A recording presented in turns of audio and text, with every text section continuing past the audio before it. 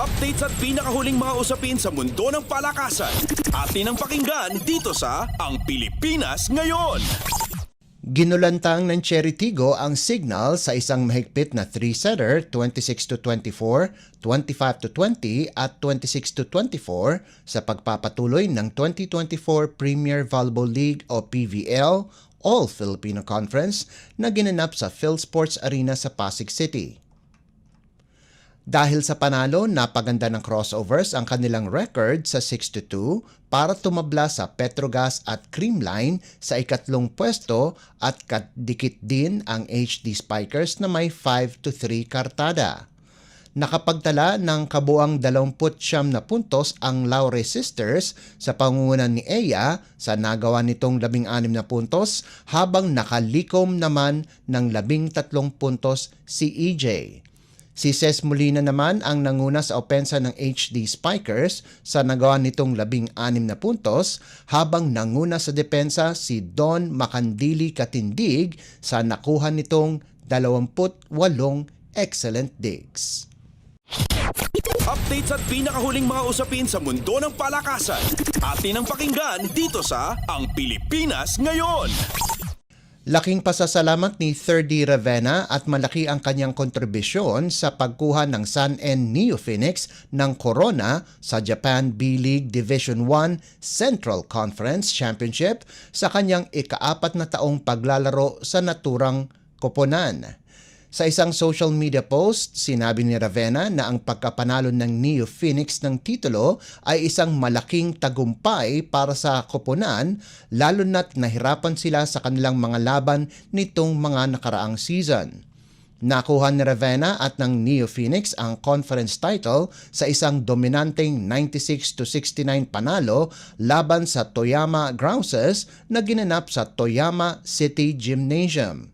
Nakascore ng 13 puntos ang dating Ateneo de Manila University Blue Eagles star, kasama na ang 2 rebounds at 2 steals sa loob ng 23 minutong aksyon.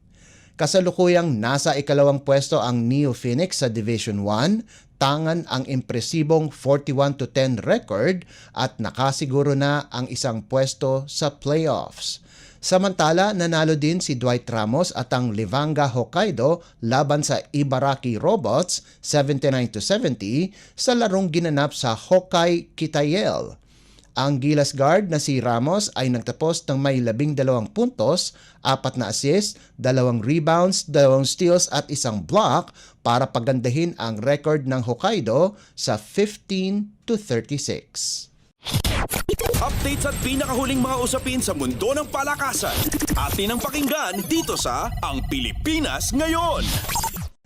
Nabigyan ng inspirasyon si Pinoy pole vaulter EJ Obiena na makuha ang gintong medalya sa 2024 Paris Olympics pagkatapos inanunsyo ng World Athletics na magbibigay na sila ng pabuyang pera ngayong taon.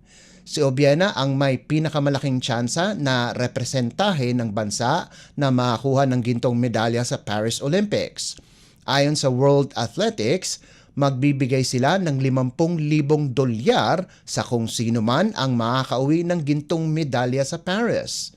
Dahil dito, ang track and field ang unang sport na mabibigyan ng pabuya sa Olympics, kung saan nagtabi ang World Athletics ng 2.4 milyong dolyar para sa mga makakakuha ng gintong medalya sa lahat ng 48 men's, women's at mixed events.